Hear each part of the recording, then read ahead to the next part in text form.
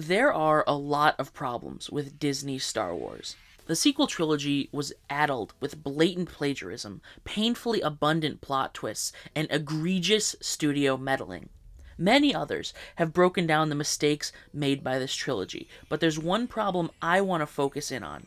No one at Disney seems to understand Force ghosts. In the original trilogy, the concept of a Force ghost was introduced in Empire, as Obi-Wan was able to communicate with Luke from beyond the grave, urging him to go to Dagobah. Later, Luke was able to meet Obi-Wan once again, as he had now taken on a glowing blue, ethereal appearance. This is our first look at a Force ghost. Now mind you, Obi-Wan never physically interacts with anyone or anything in this state. He simply speaks to Luke, imparting wisdom and knowledge. Fast forward to Return of the Jedi, and now we have 3 Force ghosts: Obi-Wan, Yoda, and a redeemed Anakin Skywalker. The understanding that we could glean from this is that all Jedi become Force ghosts after passing. That is the most obvious conclusion to come to with the information at the time. Alright, now let's fast forward to the prequels. For all of their problems, they do fix one small problem made by the OT. They explain why the universe isn't littered with millions of Force ghosts from every Jedi who's died over the past, several thousand years. Not all Jedi become Force ghosts when they pass. In fact, it's a technique that has to be mastered, and the concept was only recently discovered by Qui-Gon Jinn. Technically, yes, the technique existed millennia ago, and the secret was lost to time. I just know you're gonna write out your little corrections in the comments telling me that I'm not a real fan, blah blah blah. The point is, no one before Qui-Gon was becoming a Force ghost, at least not for the past 1,000 or so years. So here's how the process works. When you die, your essence becomes one with the Force. Like Yoda said, everything is connected by it. This includes everyone's individual spirit, not the crude matter of our bodies. After death, your individuality is washed away, and you return to the same type of energy that makes up everything else. In order to become a Force ghost, you deny this process. You actively resist the will of the Force long enough to maintain your individuality outside of your physical body. Your mind, personality, all of your memories, you hold on to these things instead of letting go of them and joining the Force as your final resting place. But that last part is important to remember. The Force is the final resting place. The existence of Force ghosts is a temporary anomaly.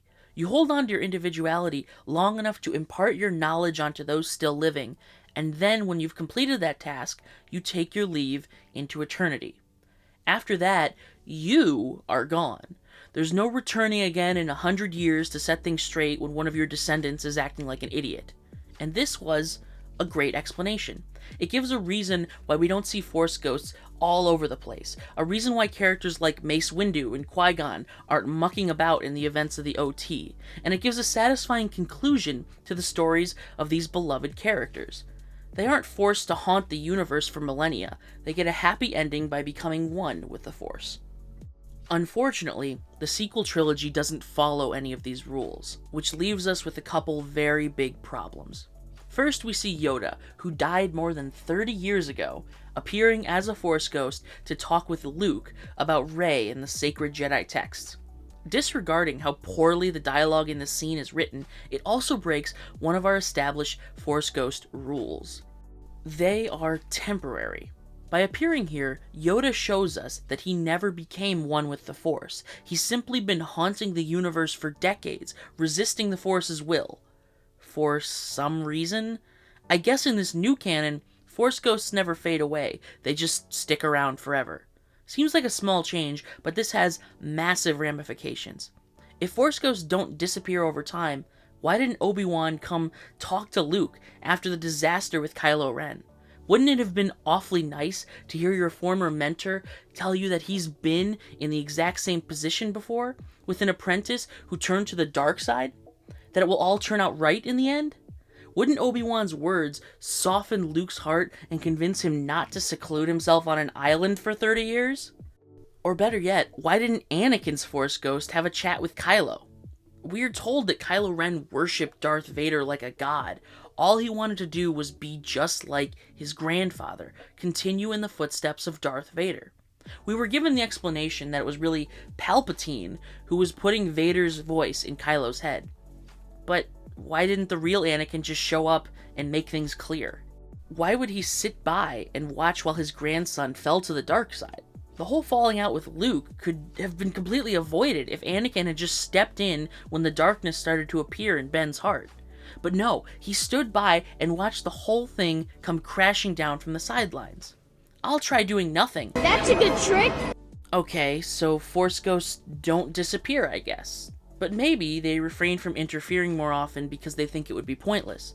Maybe they think the words of those long past would ring hollow to the younger generations. It's definitely a stretch, but I can sort of see where they're coming from. I mean, being stuck as a ghost must be pretty aggravating. You're confined by your incorporeal form, meaning you can't touch anything.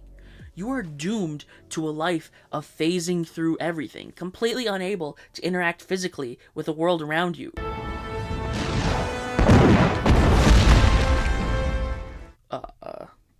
Oh. Okay. Well, apparently, Force ghosts can physically interact with their environment now. And not only that, but their abilities are far beyond the scope of when they were alive. Remember Palpatine, Dark Lord of the Sith? His lightning, an ability only the Sith could master. It would shock you and cause immense pain, and extended exposure could even kill you.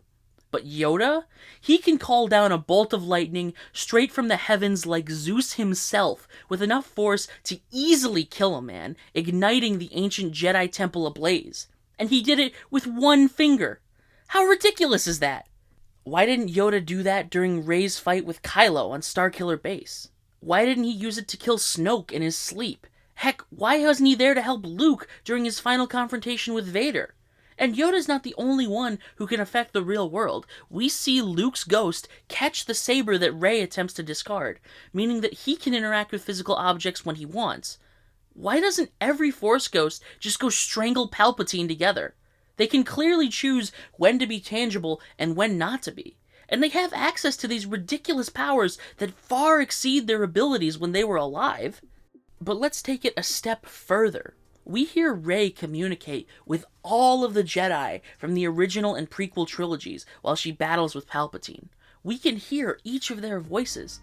This means that each of them has retained their individuality after death.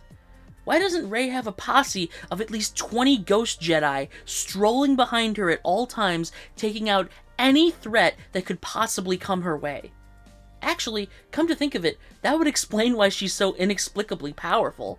Perhaps defeating Kylo Ren and Snoke's personal guards, performing the Jedi mind trick, lifting massive amounts of heavy boulders, and besting Luke Skywalker in a lightsaber duel, all without any formal training, were all because there was actually an invisible army of ghosts standing behind Rey, doing all that cool stuff for her. Rey's not a Mary Sue, it was secretly Plo Koon doing all these ridiculous Force tricks. Well, probably not, but it's a fun little idea. At the end of the day, the Force Ghost problem is really just emblematic of a much larger problem of the sequel trilogy: obsession with the past. In the same way that Yoda, Luke, and Leia are all denied eternal rest, the same can be said about the original trilogy. The Force Awakens was a copy-paste of A New Hope. The Last Jedi was so obsessed with tearing down the established order that it completely missed the opportunity to do anything new or unique. And The Rise of Skywalker was just a poorly cobbled together mess with the same building blocks as the OT, even down to the exact same villain. Whether you're worshipping the past or doing your best to burn it all down, either way, you aren't focusing at all on the future. By bringing back Force Ghosts and making them so powerful, you've ruined the storytelling potential of all of our modern-day characters. Why should I care if Finn can survive his fight with, the Silver Stormtrooper? What was her name again? Plasma? Captain Phasma? Oh, Phasma. Right, got it. Why should I care about Finn's fight with Captain Phasma if I know that Yoda should be able to appear here instantly and blast her with 1.21 gigawatts of post-mortem electricity? I can't focus on any of the action when I know in the back of my head that Ghost Luke could calmly walk through a legion of stormtroopers, slicing each in half with his lightsaber while their blaster bolts phase right through him. That is my problem with how Disney handled Force Ghosts in their sequel trilogy. As one final little note, I just wanted to make mention of a rumor that I heard. It's been making the rounds on the internet, and I have absolutely no idea if it's true. But I heard that Disney is considering quietly decanonizing the sequel trilogy and placing it in its own alternate timeline. Now, I have no clue if they would do this, but if they do, they would likely be incredibly subtle about it and just start referencing the movies as Star Wars Legends instead of Star Wars. But all of that remains to be seen. What do you think the future of the Star Wars franchise will look like? Will we get remakes of the older films? New content like The Mandalorian? Will they make content in the times of the Old Republic? Or perhaps jump into the future to tell a new story? Let me know your thoughts down below. In the meantime, make sure to like, subscribe, ring that bell, and consider supporting me on Patreon. Until next time, stay frosty.